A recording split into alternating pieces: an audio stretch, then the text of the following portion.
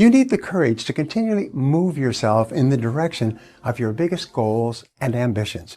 You need to be willing to face discomfort in order for you to grow. You need the courage to launch in faith with no guarantees of success. Someone once wrote, if every obstacle must first be overcome, nothing will ever get done. Courageous people are those who have a dream and set a goal. They make a plan and they take the first step with no assurances and no guarantees that their efforts will result in success. However, if you look upon every step forward as a learning experience and every setback as a valuable lesson that has been sent to you to make you stronger and better, you will not be afraid to launch in faith into the unknown. You need the courage to risk failure. You need the courage to endure constant setbacks and disappointments and temporary defeats. You need to learn to deal with failure by realizing that failure is an indispensable prerequisite for success. You can't succeed without failing, and failing lots of times. Remember that wonderful quote from Thomas J. Watson Sr., the founder of IBM? He said, if you want to be successful faster, you must double your rate of failure. He said, success lies on the far side of failure. You need the courage to treat failure as an opportunity to more intelligently begin again. You need to overcome the fear of failure by doing the things you fear over and over until the fear is gone. And then by resolving to bounce rather than break when things don't work out for you. You need the courage to turn toward danger continuously, to face the things you fear. Now, identify all the fear situations in your life that cause you stress or anxiety today. Decide what the worst possible outcome of each of these situations might be. Resolve to accept the worst should it occur. And then take action to resolve each of these situations. Refuse to allow a fear situation to remain in your life, dominating your thinking and emotions and holding you back. You need the courage to be willing to make mistakes and learn from them. All peak performers continually make decisions, make mistakes, learn from them, pick themselves up, self-correct, and carry on. Successful people are not those who necessarily make the right decisions all the time, but by hanging in there, they make their decisions right. If they make a mistake, they accept it. They learn as much as possible from it, failing and making mistakes, and carry on. The more you fail and the more mistakes you make, the smarter you become, and the more likely it is that you will eventually achieve your goals. You also need the courage to accept complete responsibility for your life, which means to take ownership for results.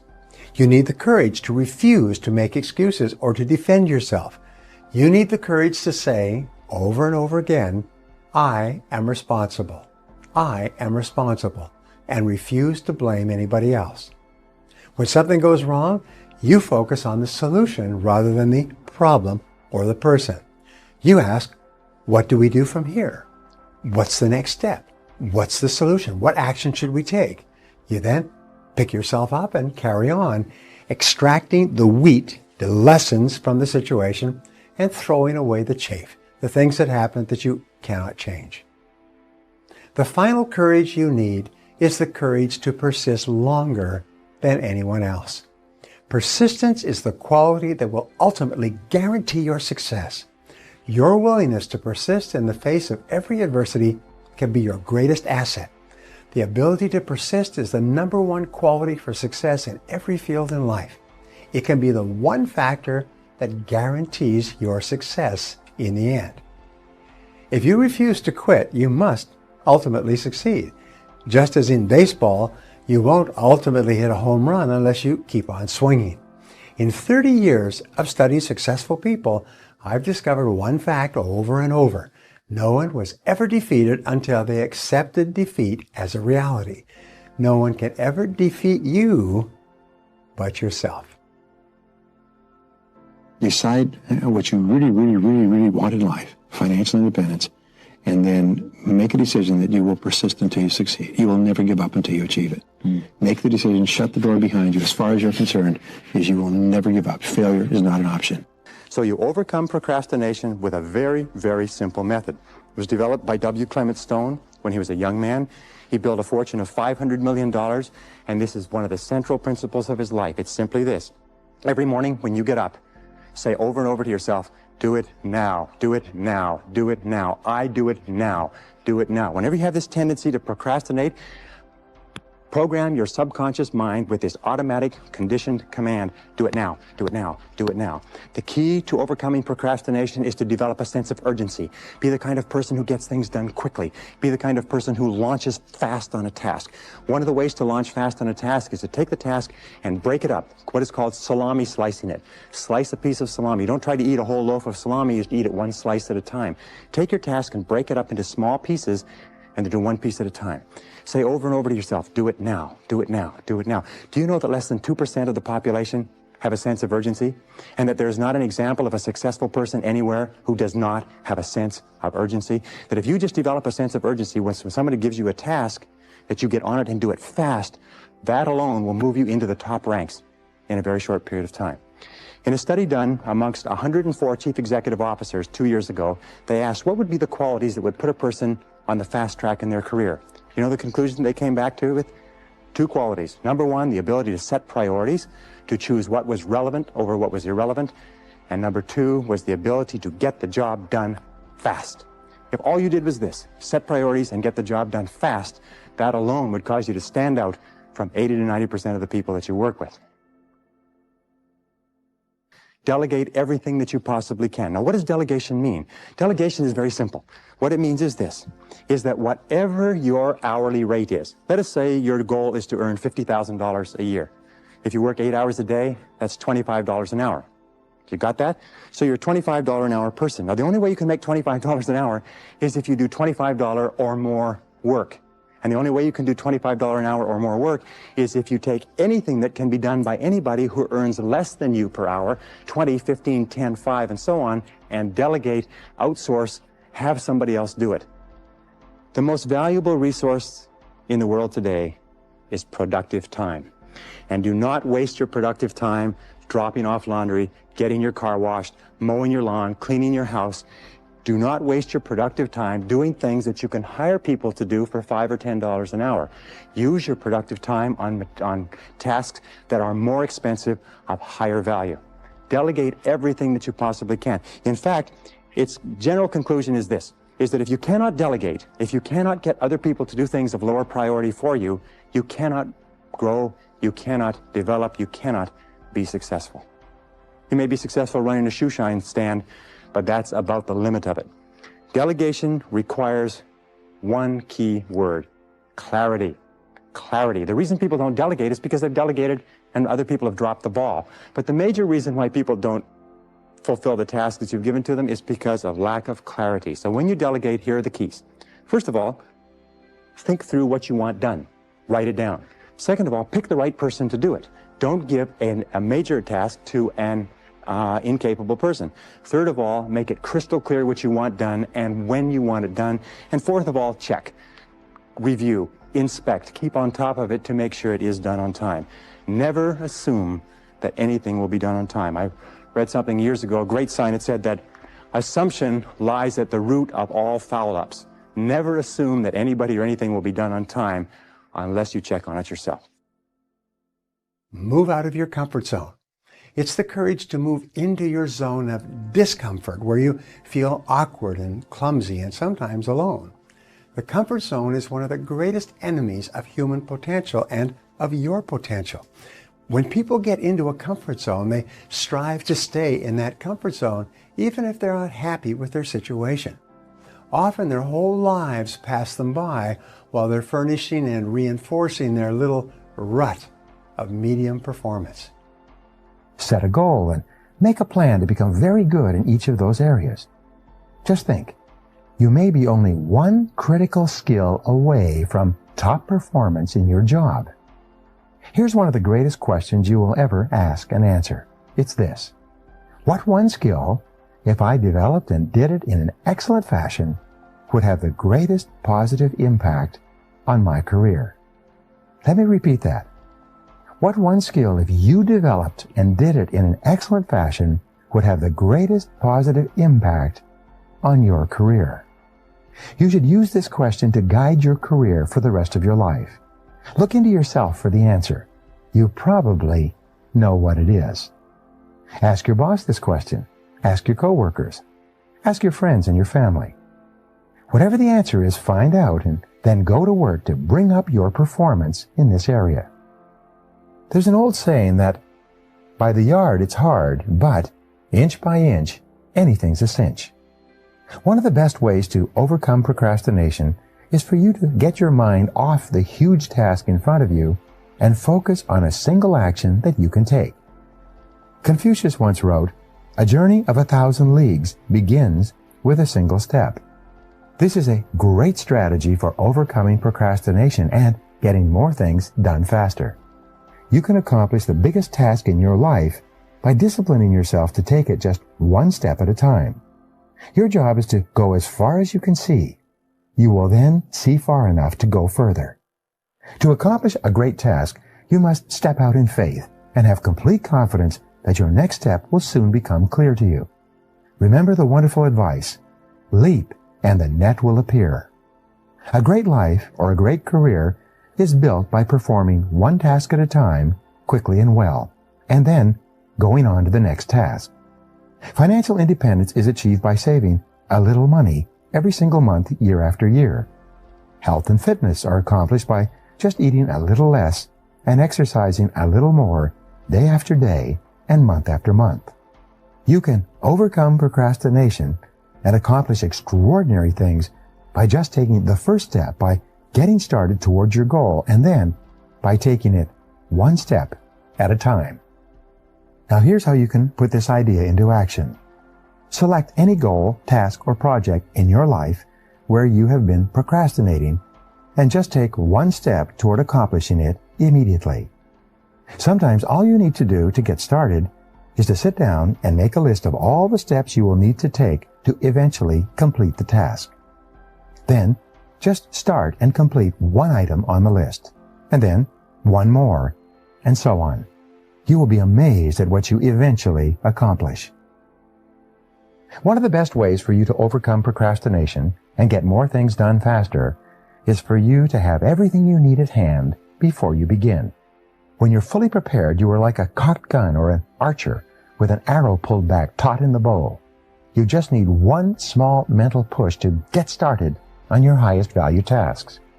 Begin by clearing off your desk or workspace so that you have only one task in front of you. If necessary, put everything on the floor or on the table behind you. Gather all the information, reports, details, papers, and work materials that you will require to complete the job. Have them at hand so that you can reach them without getting up or moving very much. Set up your work area so that it is comfortable, attractive, and conducive to working for long periods. Especially, make sure that you have a comfortable chair that supports your back and allows your feet to sit flat on the floor. The most productive people take the time to create a work area where they enjoy spending time. The cleaner and neater your work area before you begin, the easier it is for you to get started and keep going. When you sit down with everything in front of you ready to go, assume the body language of high performance. Sit up straight, sit forward and away from the back of the chair. Carry yourself as though you are an efficient, effective, high-performing personality. Then, pick up the first item and say to yourself, "Let's get to work," and plunge in. And once you've started, keep going until the job is finished. 1.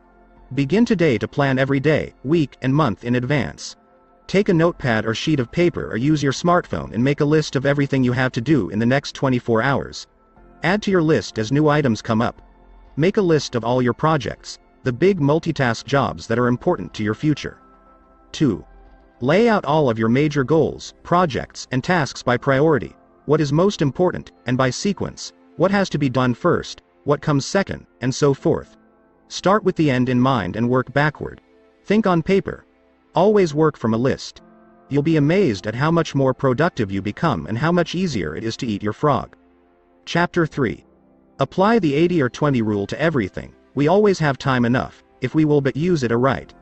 Johann Wolfgang von Goethe, the 80-20 rule is one of the most helpful of all concepts of time and life management. It is also called the Pareto principle, after the Italian economist Vilfredo Pareto, who first wrote about it in 1895.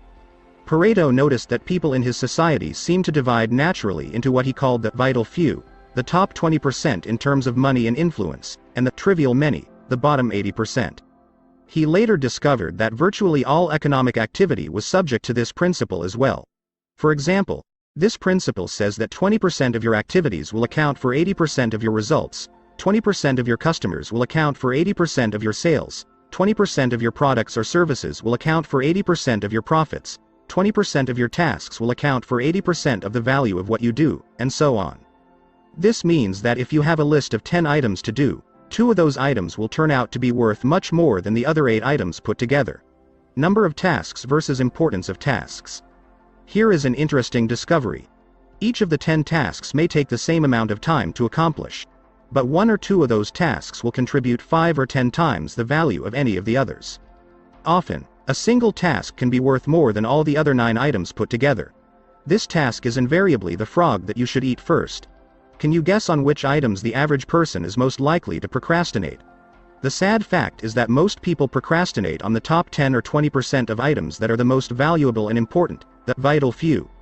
They busy themselves instead with the least important 80%, the trivial many, that contribute very little to results. Focus on activities, not accomplishments. You often see people who appear to be busy all day long but seem to accomplish very little. This is almost always because they are busy working on tasks that are of low value while they are procrastinating on the 1 or 2 activities that, if they completed them quickly and well, could make a real difference to their companies and to their careers. The most valuable tasks you can do each day are often the hardest and most complex, but the payoff and rewards for completing these tasks efficiently can be tremendous. For this reason, you must adamantly refuse to work on tasks in the bottom 80% while you still have tasks in the top 20% left to be done. Before you begin work, always ask yourself, is this task in the top 20% of my activities or in the bottom 80%? Rule. Resist the temptation to clear up small things first. Remember, whatever you choose to do over and over eventually becomes a habit that is hard to break. If you choose to start your day working on low-value tasks, you will soon develop the habit of always starting and working on low-value tasks. This is not the kind of habit you want to develop or keep. Low-value tasks are like rabbits. They multiply continually. You never get caught up. The hardest part of any important task is getting started on it in the first place. Once you actually begin work on a valuable task, you will be naturally motivated to continue. A part of your mind loves to be busy working on significant tasks that can really make a difference. Your job is to feed this part of your mind continually. Motivate yourself. Just thinking about starting and finishing an important task motivates you and helps you overcome procrastination. The fact is, the time required to complete an important job is often the same as the time required to do an unimportant job. The difference is that you get a tremendous feeling of pride and satisfaction from completing something valuable and significant. However, when you complete a low-value task using the same amount of time and energy, you get little or no satisfaction. Time management is really life management, personal management. It is really taking control of the sequence of events. Time management is taking control over what you do next. And you are always free to choose the task that you will do next. Your ability to choose between the important and the unimportant is the key determinant of your success in life and work. Effective, productive people discipline themselves to start on the most important task that is before them. They force themselves to eat that frog, whatever it is. As a result, they accomplish vastly more than the average person and are much happier as a result. This should be your way of working as well. Use the ABCDE method continually. The first law of success is concentration, to bend all the energies to one point, and to go directly to that point, looking neither to the right nor to the left. William Matthews: the more thought you invest in planning and setting priorities before you begin, the more important things you will do and the faster you will get them done once you get started. The more important and valuable a task is to you, the more likely you will be motivated to overcome procrastination and launch yourself into the job. The ABCDE method is a powerful priority setting technique that you can use every single day. This technique is so simple and effective that it can, all by itself, make you one of the most efficient and effective people in your field. Think on paper. The power of this technique lies in its simplicity. Here's how it works. You start with a list of everything you have to do for the coming day. Think on paper. You then place an A, B, C, D, or E next to each item on your list before you begin the first task. An item is defined as something that is very important, something that you must do. This is a task that will have serious positive or negative consequences if you do it or fail to do it, like visiting a key customer or finishing a report that your boss needs for an upcoming board meeting. These items are the frogs of your life. If you have more than one task, you prioritize these tasks by writing A1, A2, A3, and so on in front of each item. Your A1 task is your biggest, ugliest frog of all. Shoulds versus musts. A B item is defined as a task that you should do, but it has only mild consequences. These are the tadpoles of your work life. This means that someone may be unhappy or inconvenienced if you don't do one of these tasks, but it is nowhere as important as an A task. Returning an unimportant telephone message or reviewing your email would be a B task. The rule is that you should never do a B task when an A task is left undone. You should never be distracted by a tadpole when a big frog is sitting there waiting to be eaten. A C task is defined as something that would be nice to do but for which there are no consequences at all, whether you do it or not. C tasks include phoning a friend, having coffee or lunch with a coworker, and completing some personal business during work hours. These sorts of activities have no effect at all on your work life. A D task is defined as something you can delegate to someone else. The rule is that you should delegate everything that someone else can do so you can free up more time for the A tasks that only you can do. An E task is defined as something that you can eliminate altogether, and it won't make any real difference. This may be a task that was important at one time but is no longer relevant to you or anyone else. Often it is something you continue to do out of habit or because you enjoy it. But every minute that you spend on an E task is time taken away from an A task or activity that can make a real difference in your life. After you have applied the ABCDE method to your list, you will be completely organized and ready to get more important things done faster. Take action immediately. The key to making this ABCDE method work is for you to now discipline yourself to start immediately on your A1 task and then stay at it until it is complete. Use your willpower to get going and stay going on this one job, the most important single task you could possibly be doing.